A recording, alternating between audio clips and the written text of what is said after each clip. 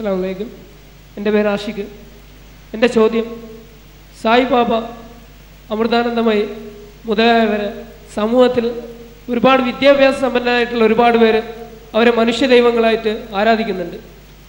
അതിൻ്റെ സത്യാവസ്ഥ എന്താണ്? അതായത് അവർക്ക് യാഥാർത്ഥ്യത്തിൽ എന്തെങ്കിലും കഴിവുണ്ടോ? ഉണ്ടെങ്കിൽ അതെങ്ങനെയാണ് ആ കഴിവ് യാഥാർത്ഥ്യമാകുന്നത്?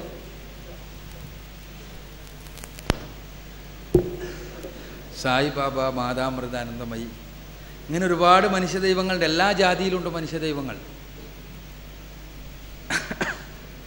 ഒരു കൂട്ടർ ദൈവം എന്ന് വിളിക്കും, വേറൊരു കൂട്ടർ വേറെ എന്തെങ്കിലും വിളിക്കും. ഇങ്ങനെല്ലാം ആയിട്ട് ആരാധിക്കപ്പെടുന്ന ആൾ ദൈവങ്ങൾ എല്ലാ വിഭാഗങ്ങളിലും വളർന്നുകൊണ്ടിരിക്കുകയാണ്.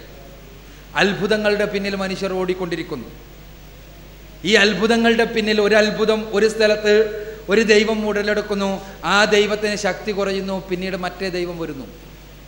ഇങ്ങനെ ദൈവങ്ങളുടെ ലോകത്ത് ദൈവങ്ങൾ വളർന്ന് ജനിക്കുകയും മരിക്കുകയും ചെയ്തുകൊണ്ടിരിക്കുന്നു.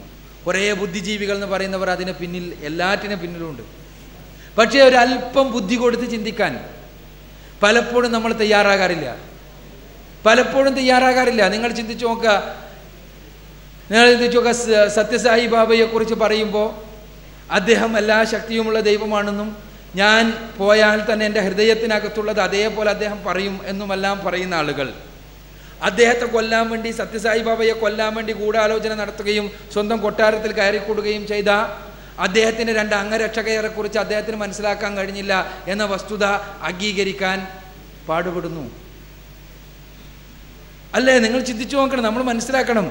സത്യസായി ബാബ എന്നെ ആ ഇംഗ്ലണ്ടിൽ വെച്ച് പ്രത്യക്ഷപ്പെട്ട് എന്നോട് ഇംഗ്ലീഷിൽ സംസാരിച്ചു എന്നും അതേപോലെ തന്നെ വേറെ എവിടെ നോക്കിയോ വേറെ ഭാഷയിൽ സംസാരിച്ചു എന്നെല്ലാം പുസ്തകം എഴുതുന്നവർ സത്യസായി ബാബ ഇവിടെ നിന്ന് പ്രസംഗിക്കുമ്പോൾ അത് തെലുങ്കിലാണ് എന്നും അത് ട്രാൻസ്ലേറ്റ് ചെയ്യാൻ കസ്തൂരി എന്ന മനുഷ്യനാക്കേണ്ടി വരുന്നു എന്നുമുള്ള വസ്തുതയെക്കുറിച്ച് മനസ്സിലാക്കാറില്ല.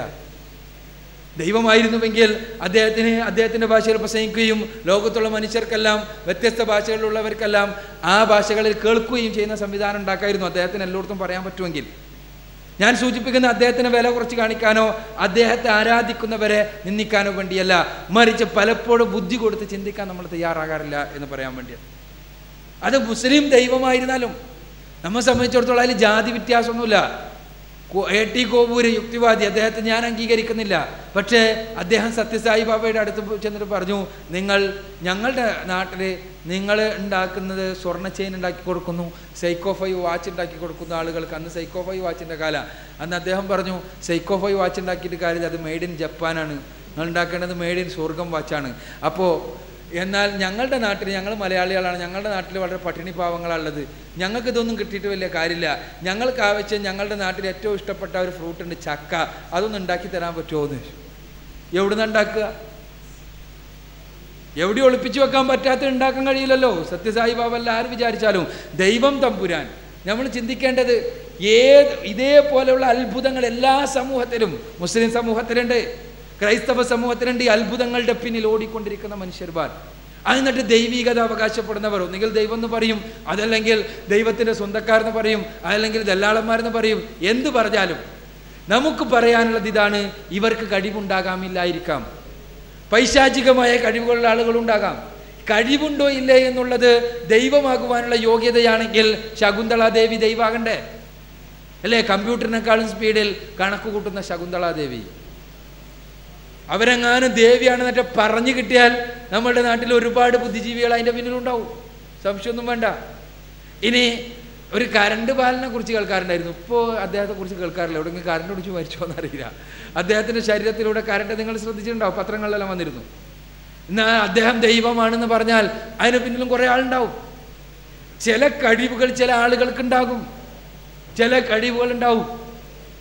ആ കഴിവുകളുടെ അടിസ്ഥാനത്തിൽ ചിലത് മ്യൂട്ടേഷൻ വഴി ജന്മന ഉണ്ടാകുന്ന കഴിവുകളാണ്. ഇപ്പോൾ 12ാമത്തെ വയസ്സിൽ ഡിഗ്രിയും PG എടുത്ത ആളുകളെ കുറിച്ച് നമ്മൾ വായിക്കുന്നു. നമുക്ക് 22 വയസ്സ് 25 വയസ്സായിട്ടും ഇത് വായിച്ചുണ്ടാക്കാനുള്ള ഇടങ്ങാറ് ഇപ്പോൾ നിങ്ങൾക്കറിയാം.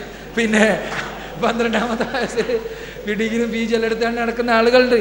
അപ്പം ഞാൻ പറഞ്ഞു വരുന്നത് എന്താണെന്ന് വെച്ചാൽ, ഇതിൻ്റെ അടിസ്ഥാനത്തിൽ അവർ ദൈവമാണ് എന്ന് വാദിക്കാൻ, അവരെ വിളിച്ചു പ്രാർത്ഥിക്കാൻ, അവരെ ആരാധിക്കാൻ കഴിയുമോ എന്നുള്ളതാണ്. അല്ലേ? അവരെ ആരാധിക്കാൻ പറ്റുമോ? അതാണ് ഇവിടെ അടിസ്ഥാനപരമായ പ്രശ്നം.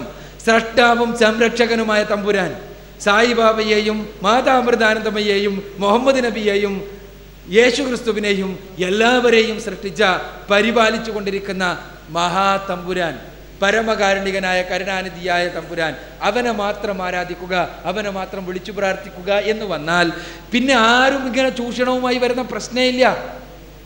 ഇവർക്കെല്ലാം ആവശ്യം എന്താ? നമ്മുടെ ആരാധനകളും നമ്മുടെ പ്രാർത്ഥനകളും നമ്മൾ അവരുടെ പിന്നെ ഡിസൈപ്പിൾസ് ആയിട്ട് നടക്കലുമാണ്. ഇവരാരും വരില്ല, ഞങ്ങൾ ദൈവത്തെ മാത്രം ആരാധിക്കുള്ളൂ, സൃഷ്ടാവായ തമ്പുരാനെ മാത്രം ആരാധിക്കുള്ളൂ, നിങ്ങളുടെ എല്ലാവരെയും സൃഷ്ടിച്ച തമ്പുരാൻ എന്ന് വന്നാൽ പിന്നീട് ചൂഷണങ്ങൾ കടന്നു വരുന്ന പ്രശ്നമില്ല. ഈ പേരിൽ എത്ര ചൂഷണം ഞങ്ങളുടെ നാട്ടിലുണ്ടായിരുന്നു. ഒരാൾ കൽക്കിയായി പ്രത്യക്ഷപ്പെട്ട് അദ്ദേഹം ഒരു കൽക്കി പുരി ഉണ്ടാക്കി. നിങ്ങൾ വായിച്ചിട്ടുണ്ടാകും, എടവണ്ണപ്പാറ മലപ്പുറം ജില്ലയിൽ പുരി ഉണ്ടാക്കി കുറേ ആളുകളുടെ തട്ടിപ്പെടുത്തി മൂപ്പര് മുങ്ങി. ഇങ്ങനെ ചില ആളുകൾ മുങ്ങുന്നു, മറ്റു ചിലർ പൊങ്ങുന്നു, അതിനനുസരിച്ച് പലരും പിന്നിൽ നടക്കുന്നു. ഇതെല്ലാം ദൈവങ്ങളായി പ്രത്യക്ഷപ്പെടുന്ന മനുഷ്യ ദൈവങ്ങളുടെ, ആൾ ദൈവങ്ങളുടെ ലോകത്തുണ്ടായിക്കൊണ്ടിരിക്കുന്ന കാര്യമാണ്. അവരുടെ വ്യക്തിത്വത്തെ പിച്ചു ചീന്താൻ ഞാൻ ആളല്ല. പക്ഷേ ഒന്നറിയുക, സംരക്ഷകനുമായ തമ്പുരാനെ മാത്രം ആരാധിക്കുന്ന, അവനെ മാത്രം വിളിച്ചു പ്രാർത്ഥിക്കുന്ന ഒരു സമൂഹം ഉണ്ടായിക്കഴിഞ്ഞാൽ ഇത്തരം ചൂഷണങ്ങളൊന്നും നിലനിൽക്കില്ല. അതിനാണ് ഇസ്ലാം ആഹ്വാനം ചെയ്യുന്നത്. അതായത് മറ്റേ ചരിത്രത്തിൽ ഒരു ക്രിസ്ത്യൻ നിവേദക സംഘം ഏതോ ഒരു ഖലീഫ, അത് ഏതാണെന്ന് അറിയില്ല, നിങ്ങൾ ക്ലാരിഫൈ ചെയ്യണം, അറിയാവുന്നവരായിരിക്കുന്നു,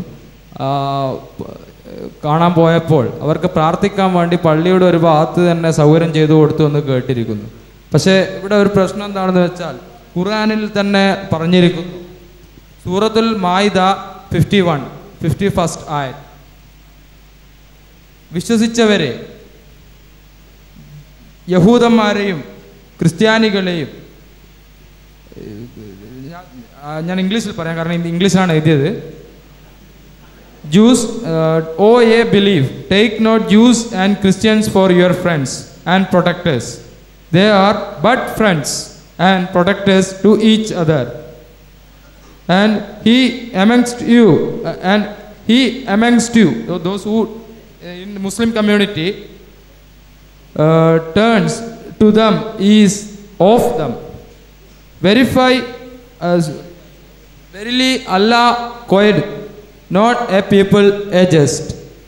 അതായത് ഇപ്പോൾ ഇറാഖിൻ്റെ സംഭവം ഉണ്ടായപ്പോൾ ജോൺ പോൾ മാർപ്പാപ്പ അതിനെതിരെ വന്നു. ഇങ്ങനെയുള്ള ഒരു സംഭവവികാസങ്ങൾ നടന്നുകൊണ്ടിരിക്കുകയാണ്. അതേപോലെ ഞങ്ങളിപ്പോൾ ഇന്ത്യയിൽ ജീവിക്കുകയാണ്. ഇന്ത്യയിൽ നാനാതരം മതസ്ഥരുണ്ട്. ഇതിൽ ഇന്ത്യയിലെ കേസെടുക്കുമ്പോൾ ക്രിസ്ത്യാനികൾ മാത്രമേ വരുന്നുള്ളൂ, അല്ലെങ്കിൽ മറ്റു മതങ്ങൾ വരുന്നില്ല. അപ്പോൾ ഈ ഇങ്ങനെയുള്ളൊരു സമൂഹത്തിൽ നമ്മൾ ജീവിക്കുമ്പോൾ ഈ ആയത്തിൻ്റെ ഇതൊന്ന് വിശദീകരിക്കാമോ?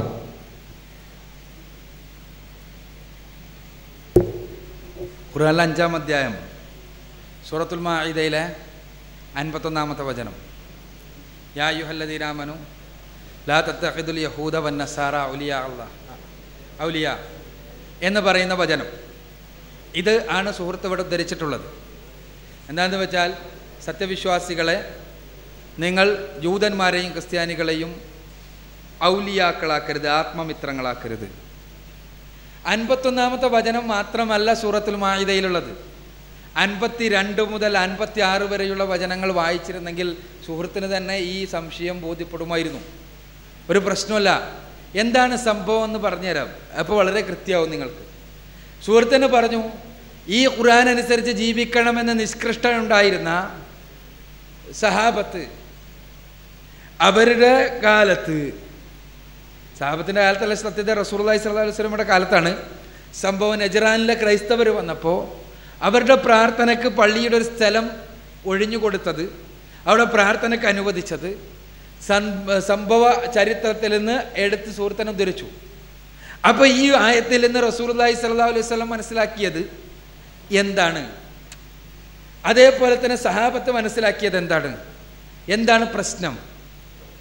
നമ്മൾ ഒരു ചരിത്രം കുറച്ച് പറഞ്ഞാലാണ് അത് മനസ്സിലാവുള്ളൂ. പ്രവാചകൻ സല്ലല്ലാഹു അലൈഹി വസല്ലം മദീനയിലെത്തി. മക്കയിൽ നിന്ന് ഹിജറ വന്ന് മദീനയിലെത്തി. അവിടെയുള്ള ജൂതന്മാരുമായി കരാറുണ്ടാക്കി. ആ കരാർ എന്താണ്? നാം ഒരു രാജ്യത്തെ പ്രജകൾ എന്നുള്ള നിലക്ക്, സിറ്റിസൺസ് എന്നുള്ള നിലക്ക് പരസ്പരം സഹകരിക്കുക, സഹവർത്തിക്കുക, മതത്തിൻ്റെ വിഷയത്തിൽ പരസ്പരം വിദ്വേഷമില്ലാതെ പെരുമാറുക.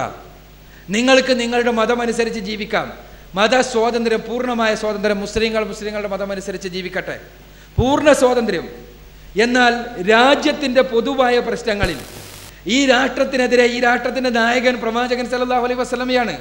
ഈ രാജ്യത്തിനെതിരെ ശത്രുക്കൾ വരുമ്പോൾ നിങ്ങൾ അവരെ സഹായിക്കരുത്, നിങ്ങൾ രാജ്യത്തിനു വേണ്ടി നിലനിൽക്കണം. ഇതായിരുന്നു കരാറിൻ്റെ കാതൽ. ഈ രാജ്യത്തെ എല്ലാ സംരക്ഷണത്തോടും കൂടി നിങ്ങൾക്ക് കഴിയാം. നിങ്ങൾക്ക് പൂർണ്ണ മതസ്വാതന്ത്ര്യമുണ്ട്. നിങ്ങളുടെ മതപരമായ വിഷയങ്ങളിൽ ആരും ഇടപെടുന്ന പ്രശ്നമേ ഇല്ല. പക്ഷേ രാജ്യത്തെ പൊതുശത്രു ആരെങ്കിലും വരുമ്പോൾ ആ രാജ്യത്തിൻ്റെ അനുകൂലമായ നിലപാട് നിങ്ങൾ എടുക്കണം. രാജ്യത്തെ സംരക്ഷിക്കാൻ നിങ്ങൾ കൂടെ നിൽക്കണം. നിങ്ങൾ ശത്രുക്കൾക്ക് ഉപകാരം ചെയ്യരുത്. ഇതായിരുന്നു കരാർ. ജൂതന്മാർ 1-ാം തീയതി മുതൽ ആ കരാർ ലംഘിച്ചു. ബദർ യുദ്ധം മുതൽ ആ കരാർ ലംഘിച്ചു. ആ കരാർ ലംഘിച്ച സമയത്ത് വളരെയേറെ പ്രയാസങ്ങളുണ്ടായി മുസ്ലിം സമൂഹത്തിന്. നിങ്ങൾക്കറിയാം, ഈ രൂപത്തിൽ നിൽക്കുന്ന ഒരു സമൂഹം, അഥവാ നല്ല സ്നേഹബന്ധത്തിൽ നിലനിൽക്കുന്ന ഒരു സമൂഹം, ഇങ്ങനെ അവരുമായി, യഹൂദ ക്രൈസ്തവരുമായി നല്ല സ്നേഹബന്ധത്തിലാണ് മുസ്ലിങ്ങൾ. യാതൊരു കുഴപ്പമില്ല. എല്ലാം പരസ്പരം തുറന്നു പറയുന്നു, പരസ്പരം അനുഭവിക്കുന്നു, പരസ്പരം കൊള്ളക്കൊടക്കുകൾ നടത്തുന്നു. ഈ സമയത്ത് സ്വാഭാവികമായി മുസ്ലിം സമൂഹത്തിൽ ഉള്ള കാര്യങ്ങൾ, രഹസ്യങ്ങൾ ഉണ്ടാകൂല. അത് അങ്ങോട്ടും ഇങ്ങോട്ടും പറയും ഒരു സമൂഹത്തിലെ ആളുകൾ എന്നുള്ള നിലക്ക്. യുദ്ധം ഉണ്ടായപ്പോൾ ഇവർ ഈ രഹസ്യങ്ങൾ മുഴുവനും ശത്രുക്കൾക്ക് ഒറ്റുകൊടുത്തു. അവിടെ ഉണ്ടായിരുന്ന ജൂതന്മാർ രഹസ്യങ്ങൾ ശത്രുക്കൾക്ക് ഒറ്റുകൊടുത്തു. നജറാനിലെ ക്രൈസ്തവർ ശത്രുക്കൾക്ക് ഒറ്റുകൊടുത്തു. ഈ സമയത്ത് പരിശുദ്ധ ഖുർആൻ പറഞ്ഞു, മതി, നിർത്തണം. നിങ്ങൾ അവരുമായി ഉറ്റ ബന്ധത്തിൽ ഏർപ്പെടരുത്. കാരണം എന്താണ്? വീണ്ടും പരിശുദ്ധ ഖുർആൻ കൃത്യമായി പറയുന്നു. സുഹൃത്തിനെ വായിച്ചു നോക്കിയാൽ മതി, 52 മുതലുള്ള ആയത്തുകൾ. എന്താ? നിങ്ങളുടെ മതത്തെ കളിയും വിനോദവുമാക്കുന്ന ആളുകളാണവർ. നിങ്ങൾ നമസ്കരിക്കാൻ വേണ്ടി പോയാൽ നിങ്ങളോടൊപ്പം അതേവരെ നിങ്ങളുടെ സ്നേഹിതന്മാരായി നിൽക്കുന്ന ആളുകൾ നിങ്ങൾ നമസ്കരിക്കുവാൻ വേണ്ടി പുറപ്പെട്ടാൽ അതിനെ കളിയാക്കി നിങ്ങളെ കളിയും വിനോദവുമാക്കി തീർക്കും. നിങ്ങളുടെ മതത്തിൻ്റെ കാര്യത്തിൽ നിങ്ങളുമായി ശത്രുതയിലാണവർ. നിങ്ങളുടെ മതത്തിൻ്റെ കാര്യത്തിൽ നിങ്ങളുമായി ശത്രുതയിലായ, നിങ്ങളുടെ മതത്തെ കളിയും വിനോദവുമായി അവതരിപ്പിക്കുന്ന, നിങ്ങളെ ഈ ആദർശത്തെ ശത്രുവായി കാണുന്ന ആളുകളുമായി നിങ്ങൾ ആത്മബന്ധത്തിലാകരുത് എന്ന് ഖുർആൻ പറഞ്ഞു. അത് എന്നും ബാധക. അതേസമയം പരിശുദ്ധ ഖുർആൻ തന്നെ പറഞ്ഞു, ലാ യൻഹാകുമുല്ലാഹു അനില്ലദീന ലം യുഖാതിലൂകും ഫിദ്ദീനി വലം യുഖ്രിജൂകും മിൻ ദിയാരികും അൻ തബർറുഹും വതുഖ്സിതു ഇലൈഹിം ഇന്നല്ലാഹ യുഹിബ്ബുൽ മുഖ്സിതീൻ. ഖുർആനിലെ 60-ാമത്തെ അധ്യായം സൂറത്ത് മുംതഹിനയിലെ 8-ാമത്തെ വചനം. എന്താ ഖുർആൻ പറയുന്നത്? മതത്തിന്റെ കാര്യത്തിൽ നിങ്ങളുമായി യുദ്ധം ചെയ്യാതിരിക്കുകയും നിങ്ങൾ അല്ലാഹുവിൽ വിശ്വസിച്ചു എന്ന കാരണത്താൽ നിങ്ങളെ വീട്ടിൽ നിന്ന് പുറത്താക്കുകയും ചെയ്യാത്ത ആളുകളുമായി നിങ്ങൾക്ക് സ്നേഹബന്ധം പുലർത്താം. നിങ്ങൾ അവരുമായി നീതിയിൽ വർത്തിക്കുന്നതിന് അള്ളാഹു എതിര് നിൽക്കുന്നേയില്ല. അള്ളാഹു നീതിയിൽ വർത്തിക്കുന്നവരെ ഇഷ്ടപ്പെടുകയാണ് ചെയ്യുന്നത്. ഖുർആൻ പഠിപ്പിക്കാം. ഖുർആൻ പറഞ്ഞത് എന്താണ് അവിടെ? ഖുർആൻ പറയുന്നത്, നിങ്ങളുടെ മതത്തിന്റെ കാര്യത്തിൽ നിങ്ങളോട് യുദ്ധം ചെയ്യരുത്. അതേപോലെ തന്നെ നിങ്ങളെ നിങ്ങളുടെ നാട്ടിൽ നിന്ന്, വീട്ടിൽ നിന്ന് അള്ളാഹുവിൽ വിശ്വസിച്ചു എന്ന കാരണത്താൽ പുറത്താക്കാൻ കൂട്ടുനിൽക്കുകയും ചെയ്യരുത്. അത്തരം ആളുകളുമായി നിങ്ങൾക്ക് സ്നേഹബന്ധത്തിലാകാം. അതേസമയം നിങ്ങളുടെ മതത്തെ തകർക്കാൻ വേണ്ടി ശ്രമിക്കുക. നിങ്ങളെ തക്കം കിട്ടിയാൽ നിങ്ങളുടെ മതത്തെ കളിയും വിനോദവുമാക്കി മ്ലേച്ഛമായി അവതരിപ്പിക്കുക. അത്തരം ആളുകളുമായി സ്നേഹബന്ധം പാടില്ല, ആത്മബന്ധം പാടില്ല എന്നത് തന്നെയാണ് ഇസ്ലാമിൻ്റെ വിധി. അതേസമയം മറ്റുള്ളവരുമായിട്ടോ റസൂലുള്ളാഹി സ്വല്ലല്ലാഹു അലൈഹി വസല്ലം തന്നെ മാതൃക എടുത്തോളൂ. നിങ്ങൾ പ്രവാചകൻ സ്വല്ലല്ലാഹു അലൈഹി വസല്ലം മരിക്കുന്ന സമയത്ത് അദ്ദേഹത്തിന്റെ പടയങ്കി ഒരു ജൂതന്റെ അടുത്ത് പണയത്തിലാണ്. എന്താ, മുസ്ലിങ്ങൾ ആരുമില്ലാഞ്ഞിട്ടാണോ പണയം വെക്കാൻ? പ്രവാചകന്റെ പടയങ്കി ജൂതന്റെ അടുത്ത് കൊണ്ടുപോയി പണയം വെച്ച് പണം വാങ്ങിയിട്ടുണ്ട് റസൂലുള്ളാഹ്. എന്താ കാരണം? ഇങ്ങനെയുള്ള ഏത് കാര്യങ്ങളും മറ്റുള്ളവരുമായിട്ടാകാം. ജൂതൻ എന്ന് പറഞ്ഞാൽ ആ സമയത്ത് ഇസ്ലാമിന്റെ ഏറ്റവും വലിയ ശത്രുക്കൾ കൂടിയാണ്. പക്ഷേ ഈ ജൂതൻ അങ്ങനെയായിരുന്നില്ല. അദ്ദേഹത്തിന്റെ അയൽവാസിയായ ജൂതൻ നല്ല മനുഷ്യനായിരിക്കാം. അപ്പൊ അദ്ദേഹവുമായി കൊള്ളക്കൊടക്കുകൾക്ക് ഒരു കുഴപ്പമില്ല. അതേസമയം ശത്രുതയിലാണെങ്കിൽ സ്വാഭാവികമായി ഇസ്ലാമിനെ നശിപ്പിക്കാൻ വേണ്ടി ശ്രമിക്കുന്ന ഒരു വിഭാഗത്തിൽപ്പെട്ട ആളുമായി ഒരു മുസ്ലിമിന് ആത്മബന്ധം പുലർത്താൻ കഴിയില്ല. അതാണ് പരിശുദ്ധ ഖുർആൻ ഇവിടെ പറഞ്ഞിട്ടുള്ളത്. അതും മറ്റേതുമായി വൈരുദ്ധ്യം പുലർത്തുന്നേയില്ല എന്നതാണ് യാഥാർത്ഥ്യം. എൻ്റെ പേര് ഉസ്മാൻ. ഞാൻ ചോദിക്കുന്നത്, ഹിന്ദു മതത്തിൽ സ്ത്രീക്ക് വളരെ പ്രാധാന്യമുണ്ട്. ഇസ്ലാം മതത്തിൽ സ്ത്രീകൾ ഒതുങ്ങിക്കൂടിയിരിക്കുകയാണ്. അവർക്ക് തലാഖിന് യാതൊരു അവകാശവുമില്ല. അതെല്ലാം പുരുഷനുക്കാണ് അവിടെ പ്രാധാന്യം കൽപ്പിക്കുന്നത്. അതിനെക്കുറിച്ച് എൻ്റെ അഭിപ്രായം?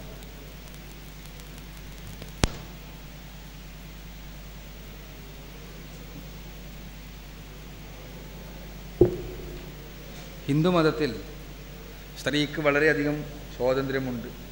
എന്നാൽ ഇസ്ലാം മതത്തിൽ യാതൊരു സ്വാതന്ത്ര്യമില്ല. ഉദാഹരണത്തിന് തലാഖ് എല്ലാം കൂടി സ്വാതന്ത്ര്യമില്ല. അപ്പോൾ ഇത് എന്തുകൊണ്ടാണെന്ന് രണ്ട് തെറ്റിദ്ധാരണകളുണ്ട് ഇവിടെ. ഹിന്ദു മതം എന്നതൊരു മതമാണെന്നുള്ളൊരു ധാരണ ഉണ്ട് ഒന്നാമതായി. അത് തന്നെ തെറ്റാണ്. ഹിന്ദു മതം എന്നൊരു മതം ഇന്ത്യയിൽ ഉണ്ടായിട്ടില്ല. ഇവിടെ ഒരുപാട് മതങ്ങൾ ഉണ്ടായിട്ടുണ്ട്. ഹിന്ദുമതം എന്ന പേരിൽ ഒരു രൂപമുണ്ടാക്കിയത് ബ്രിട്ടീഷുകാരുടെ ആഗമനത്തിന് ശേഷം മാത്രമാണ്. അതിനു മുമ്പ് ഇവിടെ ബ്രാഹ്മണ മതമുണ്ട്, ശാക്തേയ മതമുണ്ട്, അതേപോലെ തന്നെ ഗാന്ധർവ മതമുണ്ട്, ഇങ്ങനെ പലതും ഉണ്ടായിട്ട്. ഇതിൽ ഹൈന്ദവ ദാർശനിക ഗ്രന്ഥങ്ങളായി അറിയപ്പെടുന്ന ഗ്രന്ഥങ്ങളിൽ സ്ത്രീയുടെ സ്ഥാനം വളരെ താഴെ നിൽക്കുന്നതാണ് എന്നുള്ളതാണ് ഈ വസ്തുത. സ്ത്രീയെക്കുറിച്ച് യാജ്ഞവൽക്യോപനിഷത്ത് പറയുന്നത് മാത്രം നോക്കിയാൽ മതി.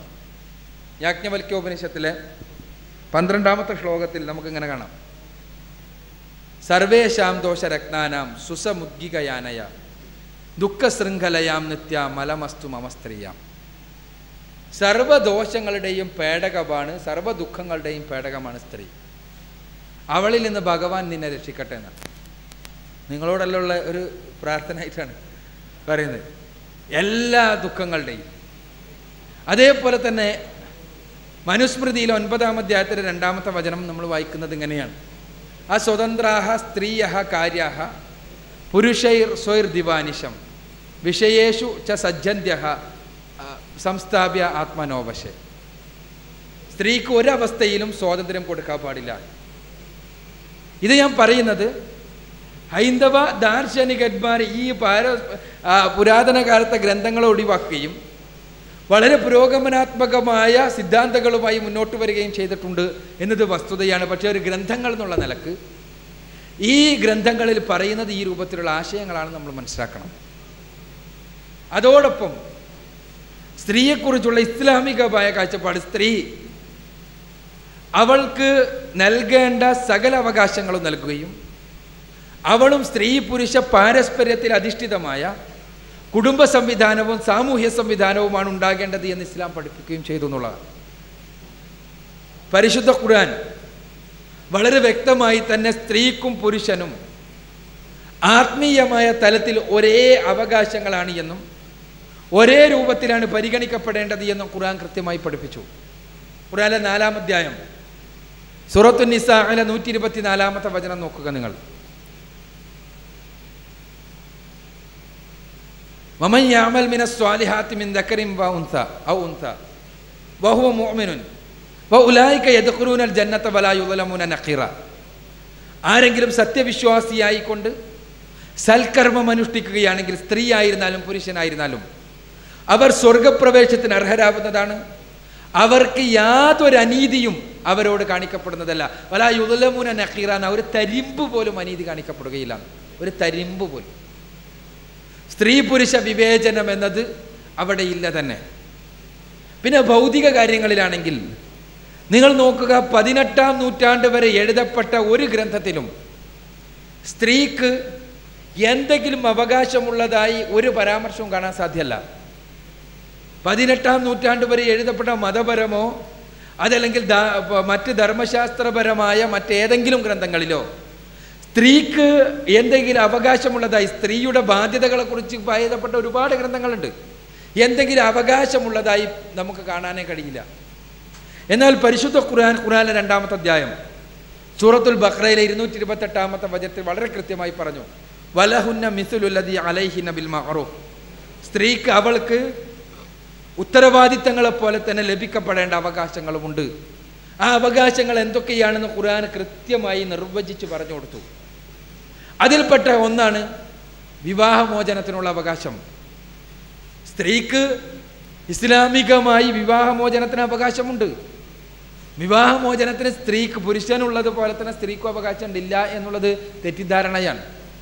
എന്നാൽ അവകാശം ഏകപക്ഷീയമാണ് മറ്റെല്ലാ ഗ്രന്ഥങ്ങളിലും. നിങ്ങളെടുത്ത് നോക്കുക, വിവാഹമോചനത്തിനുള്ള അവകാശം ഏകപക്ഷീയമാണ് മറ്റെല്ലാ ഗ്രന്ഥങ്ങളിലും. ആവർത്തന പുസ്തകം 24ാം അധ്യായത്തിൽ 1 മുതൽ 6 വരെയുള്ള വചനങ്ങളിൽ വിവാഹമോചനത്തെക്കുറിച്ച് പറയുന്നുണ്ട്. അത് പുരുഷൻ സ്ത്രീയെ വിവാഹമോചനം ചെയ്യുന്നത് മാത്രമാണ്. മനുസ്മൃതിയിൽ പറയുന്നുണ്ട് വിവാഹമോചനത്തെ കുറിച്ച്. മനുസ്മൃതി 9-ാം അധ്യായത്തില് വന്ധ്യാഷ്ടമേധി വേദ്യാബ്ദേ ദേശമേധമൃത പ്രജ ഏകാദശോ സ്ത്രീ ജനനി സത്യസ്ഥ പ്രിയവാദിനി എന്ന്. സ്ത്രീ വന്ധ്യയാണെങ്കിൽ 8 വർഷം കഴിഞ്ഞും, അവൾ പെൺകുഞ്ഞുങ്ങളെ മാത്രം പ്രസവിക്കുന്നവളാണെങ്കിൽ 10 വർഷം കഴിഞ്ഞും, അവൾ ചാപ്പിള്ളകളെ പ്രസവിക്കുന്നവളാണെങ്കിൽ 12 വർഷം കഴിഞ്ഞും അവളെ ഒഴിവാക്കണം. സത്യസ്ഥ പ്രിയവാദിനി, അപ്രിയം പറയുന്നവളാണെങ്കിൽ അവളെ ഉടനെ ഒഴിവാക്കണം എന്നാണ് മനുസ്മൃതിയുടെ വിധി. അവളെ ഉടനെ ഒഴിവാക്കണം. ആ പുരുഷൻ സ്ത്രീയെ ഒഴിവാക്കുന്നതിനെ കുറിച്ച് മാത്രമേ പരാമർശങ്ങളുള്ളൂ. എന്നാൽ പരിശുദ്ധ ഖുർആനിൽ പ്രവാചകൻ സല്ലല്ലാഹു അലൈഹി വസല്ലമയുടെ ചര്യയിൽ ഒരിക്കലും തന്നെ പ്രയാസപ്പെട്ടുകൊണ്ട് പീഡനങ്ങൾ സഹിച്ചുകൊണ്ട് സ്ത്രീയോട് പുരുഷനോടൊപ്പം ജീവിക്കുവാൻ കൽപ്പിക്കുന്നില്ല. അവൾക്ക് ന്യായമായ കാരണങ്ങളുണ്ടെങ്കിൽ വിവാഹമോചനം നേടുവാനുള്ള അവകാശം നൽകുന്നുണ്ട്. ഇതേപോലെ തന്നെ നിരവധി അവകാശങ്ങളുണ്ട്. എന്തെല്ലാം സ്ത്രീത്വം കാക്ഷിക്കുന്നുണ്ടോ, എന്തെല്ലാം മാനവികത കാക്ഷിക്കുന്നുണ്ടോ, ആ അവകാശങ്ങളെല്ലാം തന്നെ ഇസ്ലാം നൽകുന്നുണ്ട്. അത് മാത്രം തന്നെ വലിയൊരു വിഷയമാണ് ഇസ്ലാം സ്ത്രീക്ക് നൽകുന്ന അവകാശങ്ങൾ. നിങ്ങൾ അതിനെക്കുറിച്ച് വിശദമായി പഠിക്കണം എന്നാണ് എനിക്ക് അഭ്യർത്ഥിക്കുവാൻ. സമയപരിധി മൂലം ഒരു 3 ചോദ്യം ചോദിക്കാനുള്ള സമയം നമുക്കുള്ളൂ. അതുകൊണ്ട് ചോദിക്കാത്തവർക്ക് ചാൻസ് കൊടുക്കുക. ഒരു 3 ചോദ്യം കൂടെ ഉള്ളൂ, സമയക്കുറവ് കൊണ്ടാണ്. അസ്സലാമു അലൈക്കും. മറ്റ് മതങ്ങളെയും അവരുടെ ആരാധന രീതികളെയും ബഹുമാനിക്കുക എന്നാണ് ഇസ്ലാം പഠിപ്പിച്ചിട്ടുള്ളത്. എന്നാൽ പ്രവാചകനായ ഇബ്രാഹിം നബി അലൈഹിസ്സലാം ബിംബം തകർത്ത ഒരു സംഭവം ഖുർആനിൽ വിവരിക്കുന്നുണ്ട്. അതുപോലെ തന്നെ മക്ക വിജയത്തിന് ശേഷം നബി കഅബയിലുള്ള വിഗ്രഹങ്ങൾ എടുത്തു മാറ്റാൻ വേണ്ടി പറഞ്ഞ ഒരു സംഭവമുണ്ട്. ഇത് രണ്ടും സൂചിപ്പിക്കുന്നത് അവരെ നിന്ദിക്കലല്ലേ?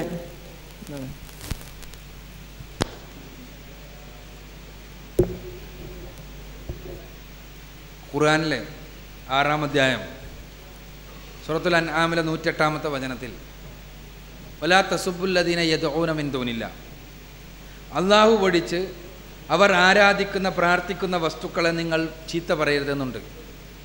എന്നാൽ ഇബ്രാഹിം നബി അലൈഹി സ്വലാത്തു വസ്സലാം വിഗ്രഹങ്ങളെ ഉടച്ചു കഴിഞ്ഞില്ലേ? അതേപോലെ തന്നെ മുഹമ്മദ് നബി സല്ലല്ലാഹു അലൈഹി വസല്ലം ഈ മക്ക വിജയത്തിന് ശേഷം വിഗ്രഹങ്ങളെ തകർത്തില്ലേ?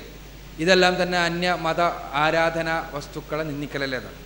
ഒന്നാമതായി ഇബ്രാഹിം നബി അലൈഹി സ്വലാത്തു വസ്സലാമിൻ്റെ കാലത്തെ സാമൂഹ്യാവസ്ഥയല്ല മുഹമ്മദ് നബിൻ്റെ കാലത്ത്. മുഹമ്മദ് നബിയുടെ കാലത്ത് പരിശുദ്ധ ഖുർആനിൽ അവതരിപ്പിക്കപ്പെട്ട വചനമാണ്, മുഹമ്മദ് നബിയിലൂടെ അവതരിപ്പിക്കപ്പെട്ട വചനമാണ് വലാ തസുബ്ബുല്ലദീന യദ്ഊന മിൻ ദൂനില്ലാ എന്ന വചനം. അവിടെ ഇബ്രാഹിം നബി അലൈഹി സ്വലാത്തു വസ്സലാമിൻ്റെ കാലത്തെ സാമൂഹ്യാവസ്ഥ എന്ന് പറഞ്ഞാൽ നമ്മൾ ഉദ്ദേശിക്കുന്ന പോലെ ഒരു ഇൻസ്റ്റിറ്റ്യൂഷണലൈസ്ഡ് റിലീജിയൻ എന്ന രീതിയിലുള്ള മതങ്ങളുണ്ടായി കഴിഞ്ഞിട്ടില്ലാത്തൊരു സമയം. അവിടെ ആളുകളുടെ ഹൃദയത്തിനകത്ത് കട്ടപിടിച്ച് കിടക്കുന്ന വിഗ്രഹാരാധനയുടെ ആ അന്ധത, ആ അബദ്ധം അവരെ ബോധ്യപ്പെടുത്തുവാൻ വേണ്ടി ഇബ്രാഹിം നബി അലൈഹി സ്വലാത്തു വസ്സലാം ചെയ്തതാണ് ആ കാര്യം. അവിടെ ആ കാലഘട്ടത്തിലെ സാമൂഹ്യാവസ്ഥയുടെ പശ്ചാത്തലത്തിൽ വെച്ചിട്ട് നമ്മൾ ആ കാര്യം വിലയിരുത്തണം. അവിടെ ഇബ്രാഹിം നബി അലൈഹി സ്വലാത്തു വസ്സലാമിൻ്റെ കാലത്ത് അവിടെ ജീവിച്ചിരുന്ന അന്നത്തെ 4000-ഓളം കൊല്ലം മുമ്പുള്ള ജനങ്ങളാണ് നമ്മൾ മനസ്സിലാക്കുന്നത്. അന്നത്തെ ആളുകളുടെ മനസ്സിനകത്ത് ഈ വിഗ്രഹാരാധന, ആ വിഗ്രഹാരാധനയുടെ അർത്ഥരാഹിത്യം അവർക്ക് ബോധ്യപ്പെടുത്തുവാൻ വേണ്ടി ചെയ്ത ഒരു പ്രവർത്തനമാണത്. റസൂലുള്ളാഹി സ്വല്ലല്ലാഹു അലൈഹി വസല്ലമയുടെ കാലത്ത് മക്ക വിജയത്തിന് ശേഷം വിഗ്രഹധ്വംസനം ഉണ്ടായിട്ടുണ്ട്. വിഗ്രഹധ്വംസനം വേണം തന്നെയാണ് ഇസ്ലാമിൻ്റെ കൽപ്പന. അവിടെ എന്താണ് ഇസ്ലാം പറഞ്ഞിട്ടുള്ളത്? ആരെങ്കിലും ആരാധിക്കുന്ന വിഗ്രഹങ്ങളെ, ആരാധ്യ വസ്തുക്കളെ ചീത്ത പറയരുതെന്നാണ്. മക്ക വിജയത്തോടുകൂടി വിഗ്രഹങ്ങൾ ആരാധിക്കപ്പെടുന്ന അവസ്ഥാവിശേഷം അവിടെ നിന്ന് പൂർണ്ണമായി നിഷ്കാസിതമായി ഇല്ലാതെയായി. നിങ്ങൾ മനസ്സിലാക്കുക, മക്ക വിജയത്തിന് ശേഷം വിഗ്രഹം തകർത്തത് ആരാണ് എന്ന്. ഉസ്സ എന്ന വിഗ്രഹത്തെ തകർത്തത്, ഏറ്റവും വലിയ വിഗ്രഹങ്ങളൊന്നായ ഉസ്സയെ തകർത്തത് അബൂ സുഫിയാനാണ്. അബൂ സുഫിയാൻ ആരാ? മക്ക വിജയം വരെയുള്ള മുഴുവൻ യുദ്ധങ്ങളിലും ഇസ്ലാമിന് എതിരിൽ നിലനിന്നിരുന്ന വിഗ്രഹപൂജയെ സംസ്ഥാപിക്കാൻ വേണ്ടി, ഇസ്ലാമിനെ തകർക്കാൻ വേണ്ടി യുദ്ധം ചെയ്ത വ്യക്തി. അതേപോലെ തന്നെ ഹുബുൽ എന്ന വിഗ്രഹത്തെ തകർത്ത ആരാന്നറിയോ? ഖാലിദ് ഇബ്നു വലീദ് റളിയല്ലാഹു അൻഹു ആണ്. ഖാലിദ് ഇബ്നു വലീദ് ആരാ? ഇസ്ലാമിനെതിരെയുള്ള എല്ലാ യുദ്ധങ്ങളിലും യുദ്ധസേനാ നായകനായി നിലനിന്നിരുന്നയാൾ, ബദറിലും ഉഹദിലുമെല്ലാം നിലനിന്നിരുന്ന വ്യക്തി. അദ്ദേഹം എന്തുകൊണ്ടാണ് ഈ വിഗ്രഹ പൂജയെ നിലനിർത്താൻ വേണ്ടി സമരം ചെയ്തയാൾ, അയാൾ വിഗ്രഹധ്വംസകനാകാണ്. എന്തുകൊണ്ടാണത്? മനസ്സിനകത്തെ വിഗ്രഹങ്ങൾ നീക്കം ചെയ്യാണ് ഇസ്ലാം. ആദ്യം മനുഷ്യ മനസ്സുകൾക്കകത്ത് സകല വിഗ്രഹങ്ങളും ശവകുടീരങ്ങളും വ്യാജ ദൈവങ്ങളും നീക്കം ചെയ്യുന്നു.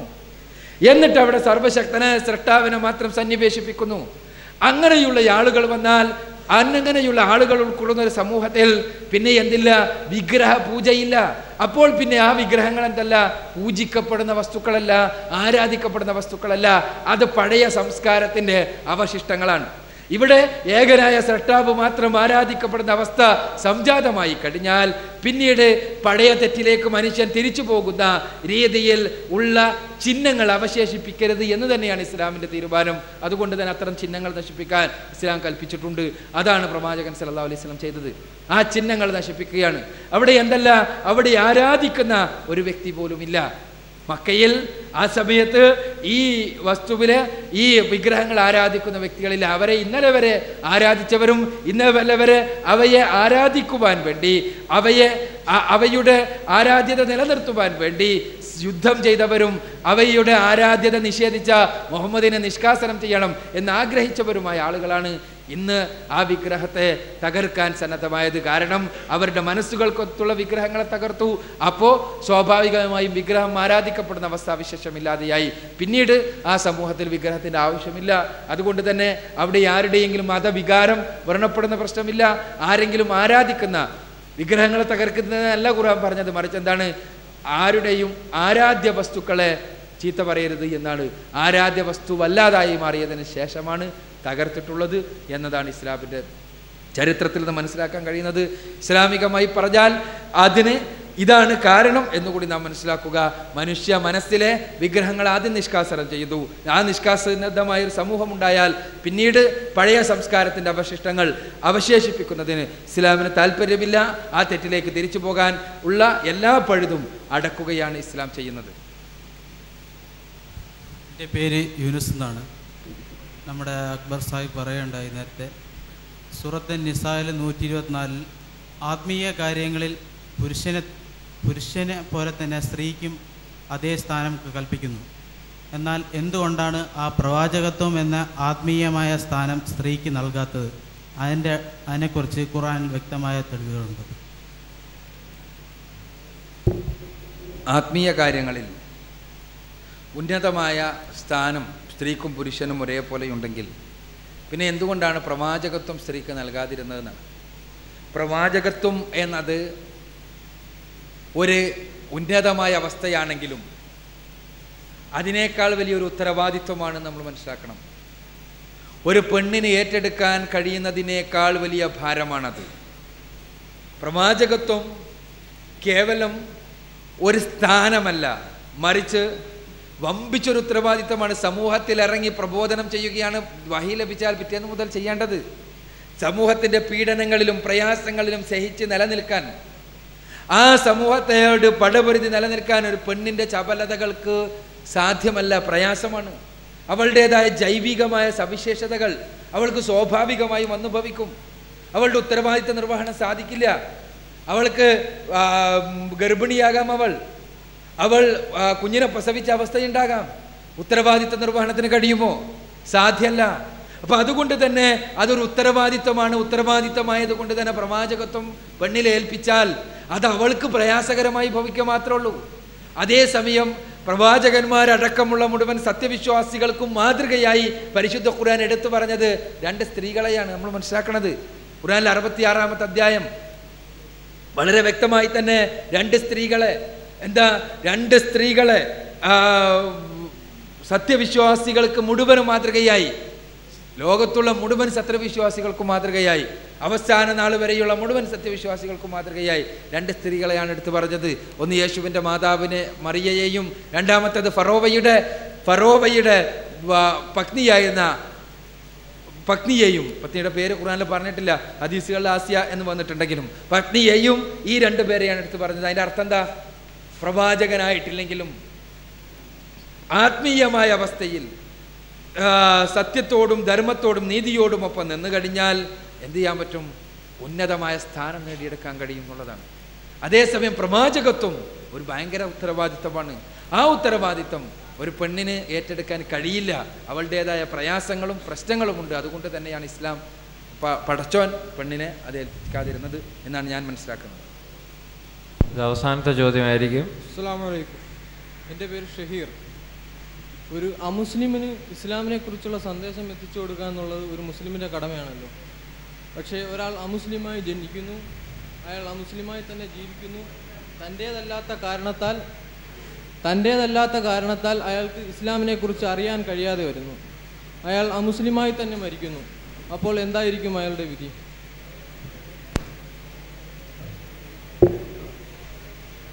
ഒരാൾ അമുസ്ലിമായി ജനിക്കുന്നു, അമുസ്ലിമായി ജീവിക്കുന്നു, തൻ്റേതല്ലാത്ത കാരണത്താൽ അമുസ്ലിമായി മരിക്കുകയും ചെയ്യുന്നു.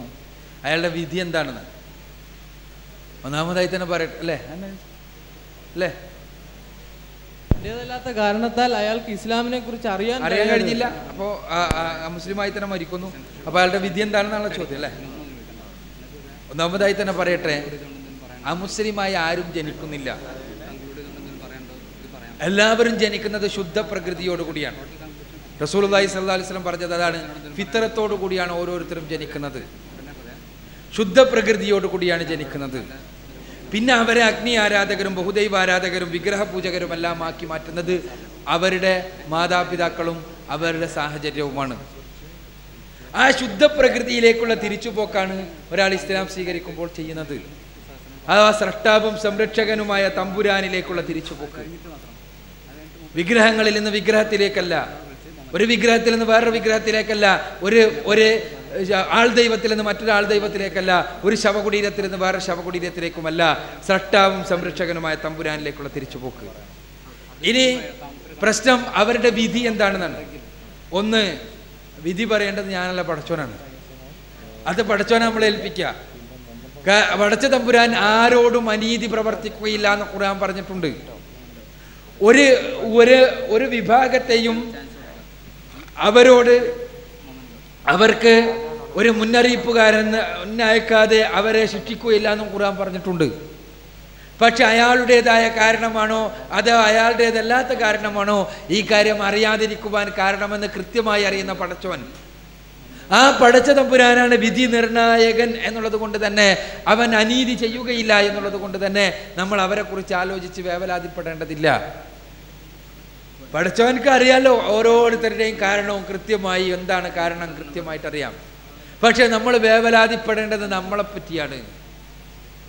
നമ്മളെ പടച്ച തമ്പുരാൻ ഈ ഇസ്ലാമാകുന്ന അനുഗ്രഹം തന്ന് അനുഗ്രഹിക്കുകയും ഈ ഉത്തരവാദിത്വം നിർവഹിക്കണം എന്ന് നമ്മളോട് പറയുകയും നമ്മൾ ഇതേപോലെയുള്ള ആളുകൾക്ക് ഇത് എത്തിച്ചു കൊടുക്കുന്ന വിഷയത്തിൽ അലംഭാവം കാണിക്കുകയും ചെയ്താൽ നമുക്കാണ്ട് ചെന്നാൽ പടച്ചവൻ്റെ അടുത്തുനിന്ന് നാം ഉത്തരം പറയേണ്ടി വരും എന്നുള്ളതാണ് സത്യം. അപ്പൊ അതുകൊണ്ട് നമ്മൾ അവരെ കുറിച്ച് ആലോചിച്ച് ബേജാറാകുന്നതിന് മുൻപ് അതേപോലുള്ള ഒരുപാട് ആളുകൾ ഇവിടെയുണ്ട് എന്നും അവർക്കെല്ലാം എത്തിച്ചു കൊടുക്കേണ്ടത് നമ്മുടെ ബാധ്യതയാണ് എന്നും ആ ബാധ്യത നിർവഹിച്ചിട്ടില്ലെങ്കിൽ പടച്ച തമ്പുരാന്റെ കോടതിയിൽ നാം കുറ്റക്കാരാകും എന്നുമുള്ള ബോധ്യത്തോടു കൂടി ആ രംഗത്തുള്ള പ്രവർത്തനങ്ങൾക്ക് നാം സന്നദ്ധമാവുക എന്ന് മാത്രമേ ആ വിഷയത്തിൽ പറയാൻ കഴിയൂ. മറ്റേത് പടച്ച തമ്പുരാന്റെ അടുത്തുള്ളതാണ്. പടച്ച തമ്പുരാൻ നീതിപൂർവം വിധിക്കുക തന്നെ ചെയ്യും എന്ന് മാത്രമേ പറയാൻ നിർവാഹമുള്ളൂ. സുഹൃത്തുക്കളെ, സഹോദരന്മാരെ, എനിക്ക് ഇവിടെ നിങ്ങളോട് സൂചിപ്പിക്കുവാനുള്ളത്, ഇവിടെ കൂടിയിട്ടുള്ള എൻ്റെ മുസ്ലിം സുഹൃത്തുക്കളോട് നേരത്തെ പറഞ്ഞതുപോലെ ഇതൊരു ദൗത്യ നിർവഹണത്തിന്റെ ഭാഗമാണ്. പരിശുദ്ധ ഖുർആൻ ഏൽപ്പിച്ച, പ്രവാചകൻ സല്ലല്ലാഹു അലൈഹി വസല്ലം ഏൽപ്പിച്ച ഉത്തരവാദിത്വത്തിന്റെ നിർവഹണത്തിന്റെ ഭാഗം ഇവിടുത്തെ എൻ്റെ പ്രിയപ്പെട്ട എഞ്ചിനീയറിംഗ് കോളേജിലെ ഇസ്ലാമിക് അസോസിയേഷൻ്റെ സഹോദരന്മാർ സംഘടിപ്പിച്ച ഈ പ്രോഗ്രാമിൽ വരാനും നിങ്ങളോട് സംസാരിക്കുവാനുമെല്ലാം സാധിച്ചത് പടച്ച തമ്പുരാൻ്റെ ഒരു വലിയ അനുഗ്രഹമായി ഞാൻ കാണുന്നു. അതിന് അനുവാദം നൽകിയ, അതിനുള്ള അവസരമുണ്ടാക്കിയ എൻ്റെ പ്രിയപ്പെട്ട സ്നേഹിതന്മാരെ, സുഹൃത്തുക്കളെ, സഹോദരന്മാരെ, അവരോട് കൃതജ്ഞത ഒരിക്കൽ കൂടി രേഖപ്പെടുത്തുകയാണ്. അതോടൊപ്പം തന്നെ ഇവിടെ പങ്കെടുത്ത എൻ്റെ പ്രിയപ്പെട്ട അമുസ്ലിം സുഹൃത്തുക്കളോട് സൂചിപ്പിക്കുവാനുള്ളത്, നിങ്ങൾക്ക് കൂടുതൽ പഠിക്കുക, മനസ്സിലാക്കുക, അറിയാൻ ശ്രമിക്കുക, കൂടുതൽ കാര്യങ്ങൾ വിമർശനാത്മകമായി പഠിക്കുക. നിങ്ങൾക്ക് പഠിക്കാൻ, അറിയാൻ ഇവിടെ അതിനുള്ള സംവിധാനങ്ങളുണ്ട്. നിങ്ങൾക്ക് കൂടുതൽ അറിയണമെങ്കിൽ, നിങ്ങൾക്ക് കൂടുതൽ മനസ്സിലാക്കണമെങ്കിൽ നിച്ച് ഓഫ് ട്രൂത്തുമായി ബന്ധപ്പെടാവുന്നതാണ്. എറണാകുളത്താണ് ഞങ്ങളുടെ കേന്ദ്ര ഓഫീസുള്ളത്. നിങ്ങൾക്ക് കോഴിക്കോടും അതേപോലെ തന്നെ മറ്റ് കേരളത്തിൻ്റെ വ്യത്യസ്തങ്ങളായ ഭാഗങ്ങളിലും തിരുവനന്തപുരത്തും കൊല്ലത്തും പെരിന്തൽമണ്ണയിലും തിരൂരിലും നിലമ്പൂരിലും അങ്ങനെ പല സ്ഥലങ്ങളിലായി റിച്ച് ഓഫ് ട്രൂത്തിൻ്റെ കേന്ദ്രങ്ങളുണ്ട്. നിങ്ങൾക്ക് ബന്ധപ്പെടാവുന്നതാണ് കൂടുതൽ അറിയാൻ, പഠിക്കാൻ, മനസ്സിലാക്കാൻ വേണ്ടി. അതോടൊപ്പം തന്നെ എൻ്റെ മുസ്ലിം സുഹൃത്തുക്കളോട് ഇവിടെ അവസാനത്തെ ചോദ്യകർത്താവ് ചോദ്യം ചോദിച്ചപ്പോൾ ഞാൻ സൂചിപ്പിച്ചതുപോലെ ഈ സന്ദേശം എത്തിക്കുക എന്ന ഉത്തരവാദിത്തം നമ്മുടേതാണ്. ആ ഉത്തരവാദിത്ത നിർവഹണത്തിന് നാം സന്നദ്ധമാവുക. പലതും പറയും കേവലം, നേരത്തെ ഞാൻ സൂചിപ്പിച്ചതുപോലെ കേവലം ഇസ്ലാം ഉൾക്കൊണ്ട് ജീവിച്ചാൽ മാത്രം പോരാ. ഇസ്ലാം ഉൾക്കൊണ്ട് ജീവിക്കുക നമ്മുടെ ഉത്തരവാദിത്തമാണ്. അതോടൊപ്പം തന്നെ ഇസ്ലാം ഉൾക്കൊണ്ട് ജീവിക്കുന്നതോടൊപ്പം ഈ സന്ദേശം നമ്മുടെ സുഹൃത്തുക്കൾക്ക് എത്തിരിക്കുക എന്ന നമ്മുടെ ഉത്തരവാദിത്തമാണ്. അതിന് നാം സന്നദ്ധമാവുക. അതിന് സന്നദ്ധമാകുമ്പോൾ അത് ആ രംഗത്ത് ഉള്ള ഒരു കൊച്ചു കൂട്ടായ്മയാണ് നിച്ച് ഓഫ് ട്രൂത്ത് എന്ന കൂട്ടായ്മ. നിങ്ങൾക്ക് ഈ കൂട്ടായ്മയുമായി സഹകരിക്കാം. അത് ഒരു സംഘടനാ രൂപത്തിലുള്ള ഒരു ഏർപ്പാടെയല്ല. നിങ്ങൾക്ക് കൂടുതൽ പഠിക്കണമെങ്കിൽ, കൂടുതൽ അറിയണമെങ്കിൽ, കൂടുതൽ മനസ്സിലാക്കണമെങ്കിൽ, കൂടുതൽ അടുത്തിടപെടണമെങ്കിൽ, ഇസ്ലാമിക പ്രബോധന രംഗത്തെ പ്രശ്നങ്ങളെയും പ്രതിസന്ധികളെയും കുറിച്ച് പരസ്പരം ചർച്ച ചെയ്യണമെങ്കിൽ എല്ലാം തന്നെ നിച്ച് ഓഫ് ട്രൂത്തുമായി ബന്ധപ്പെടാവുന്നതാണ്. നിച്ച് ഓഫ് ട്രൂത്തിന് ദാവ ക്യാമ്പുകൾ ഉണ്ടാകാറുണ്ട്, ദാവ വർക്ക്ഷോപ്പുകൾ ഉണ്ടാകാറുണ്ട്. നിങ്ങൾക്ക് ഈ രംഗത്ത് കൂടുതൽ കഴിവും പ്രാപ്തിയും വളർത്തിയെടുക്കാൻ മാർഗങ്ങൾ വഴി സാധിക്കും എന്നാണ് എനിക്ക് സൂചിപ്പിക്കുവാനുള്ളത്. അതോടൊപ്പം തന്നെ നിച്ച് ഓഫ് ട്രൂത്തിൻ്റെ പ്രസിദ്ധീകരണമായ സ്നേഹസംവാദം മാസിക നിങ്ങൾക്ക് വായിക്കാവുന്നതാണ്. കൂടുതൽ അറിയാൻ, പഠിക്കാൻ, മനസ്സിലാക്കാൻ ഇവിടെ നമ്മുടെ ലൈബ്രറിയിൽ വരുന്നുണ്ട്. നിങ്ങൾക്ക് ആവശ്യമുള്ളവർക്ക് നിങ്ങൾക്ക് നേരിട്ട് വരുത്താവുന്നതാണ്, നാട്ടിൽ വരുത്താവുന്നതാണ്, അല്ലെങ്കിൽ ലൈബ്രറിയിൽ നിന്ന് വായിക്കാവുന്നതാണ്. ഇവിടെ ഞാൻ സൂചിപ്പിക്കുന്നത് ഇസ്ലാമിക പ്രബോധന രംഗത്ത് പുതിയ പുതിയ പ്രതിസന്ധികളും പുതിയ പുതിയ വെല്ലുവിളികളും വിമർശനങ്ങളും ഉയർന്നു വരുമ്പോൾ എന്താണ് വസ്തുത എന്ന് കൃത്യമായി വിമർശനങ്ങളുടെ ഭൂമികയിലേക്ക്, പ്രിമൈസിലേക്ക് ഇറങ്ങിച്ചെന്നുകൊണ്ട് ചിന്തിക്കുകയും അതിന് മറുപടി നൽകുകയും ചെയ്യുന്ന രീതിയാണ് സ്നേഹസംവാദം സ്വീകരിച്ചു പോരുന്നത്. ആ രീതിയിൽ മലയാളത്തിൽ സ്നേഹസംവാദം മാത്രമേയുള്ളൂ. ഇസ്ലാമിക പ്രബോധനത്തിന് മാത്രമായി ഉള്ള മാസികയാണത്. ആ രംഗത്ത് ആ കൂട്ടായ്മയോടുകൂടി പങ്കെടുക്കണമെന്ന് ആഗ്രഹിക്കുന്നവർ ആ രംഗത്ത് സ്നേഹസംവാദവുമായി സഹകരിക്കുക, വായിക്കുക, പഠിക്കുക, പ്രചരിപ്പിക്കുക എന്നാണ് എനിക്ക് അഭ്യർത്ഥിക്കുവാനുള്ളത്. നിങ്ങളെല്ലാവരും ഈ കൊച്ചു കൂട്ടായ്മയ്ക്ക് വേണ്ടി കൂടി പ്രാർത്ഥിക്കണം എന്ന് വിനീതമായി അഭ്യർത്ഥിക്കുകയാണ്. നാഥ പടച്ചതമ്പുരാനെ, ഞങ്ങളെ എല്ലാവരെയും ഞങ്ങൾ ഇവിടെ കൂടിയിരുന്നത് പോലെ നാളെ നിൻ്റെ അനുഗ്രഹങ്ങളുടെ ഭവനത്തിൽ, നിൻ്റെ കാരുണ്യത്തിൻ്റെ ഭവനത്തിൽ, സ്വർഗലോകത്തിൽ കൂടിയിരിക്കാൻ ഞങ്ങളെ നീ അനുഗ്രഹിക്കണമേ തമ്പുരാനെ. സർവ്വലോക രക്ഷിതാവായ തമ്പുരാനെ, ഞങ്ങളുടെ പാപങ്ങൾ നിമിത്തം, ഞങ്ങളുടെ തെറ്റുകൾ നിമിത്തം ഞങ്ങളെ നരകത്തിലേക്ക് നയിക്കപ്പെടുന്ന അവസ്ഥാവിശേഷം ഒരിക്കലും ഉണ്ടാകരുതേ തമ്പുരാനെ. ഞങ്ങളെ കർമ്മങ്ങളിൽ വന്നു പോകുന്ന അഹങ്കാരവും അസൂയയും ലോകമാന്യവും നിമിത്തം എല്ലാ കർമ്മങ്ങളും നഷ്ടപ്പെട്ട് അവസാനം നരകത്തിലേക്ക് നയിക്കപ്പെടുന്ന ഹതഭാഗ്യന്മാരിൽ ഞങ്ങളെ ആരെയും നീ ഉൾപ്പെടുത്തല്ലേ തമ്പുരാനെ. നീ ഈ പ്രബോധന പ്രവർത്തനങ്ങളുടെ രംഗത്ത് ഞങ്ങൾക്ക് അനുഭവപ്പെടുന്ന പ്രശ്നങ്ങളിലും പ്രതിസന്ധികളിലുമെല്ലാം പരിശുദ്ധ ഖുർആനും തിരുസുന്നത്തും പ്രവാചകൻ്റെ സഹാബത്തിൻ്റെ ചര്യയും കൈമുതലാക്കിക്കൊണ്ട് അതിൽ നിന്നൊരല്പം പോലും വ്യതിചലിക്കാതെ മുന്നോട്ട് പോകുവാൻ ഉള്ള കരളുറപ്പും കാലുറപ്പും ഞങ്ങൾക്ക് നൽകണമേ തമ്പുരാനെ. ഞങ്ങളുടെ ഈ പ്രബോധന പ്രവർത്തനങ്ങളുടെ രംഗത്ത് ശത്രുക്കളിൽ നിന്നും മിത്രങ്ങളിൽ നിന്നുമെല്ലാം ഞങ്ങൾ നേരിടുന്ന സകല ശത്രുതകളിൽ നിന്നും ഞങ്ങളെ നീ കാത്തുരക്ഷിക്കണമേ തമ്പുരാനെ. റബ്ബന ആതിനാ ഫിദ്ദുനിയ ഹസനത്തും വഫിൽ ആഖിറതി ഹസനത്തും വഖിനാ അദാബന്നാർ. വആഖിറു ദഅവാനാ അൽഹംദുലില്ലാഹി റബ്ബിൽ ആലമീൻ. അസ്സലാമു അലൈക്കും.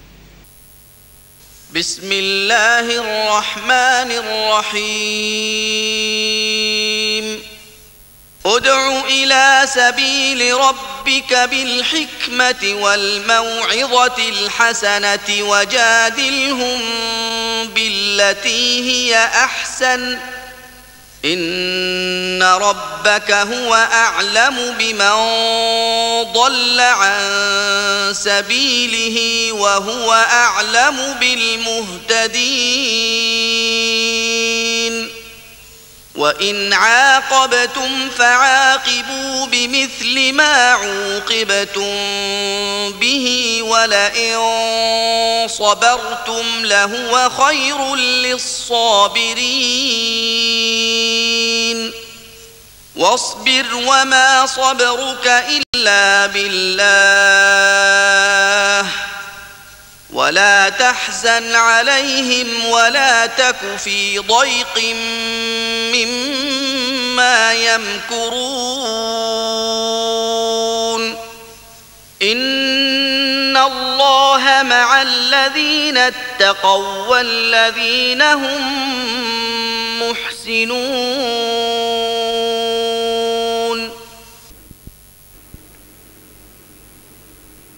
യുക്തിദീക്ഷയോടുകൂടിയും സതുപദേശം മുഖേനയും നിന്റെ രക്ഷിതാവിൻ്റെ മാർഗത്തിലേക്ക് നീ ക്ഷണിച്ചുകൊള്ളുക.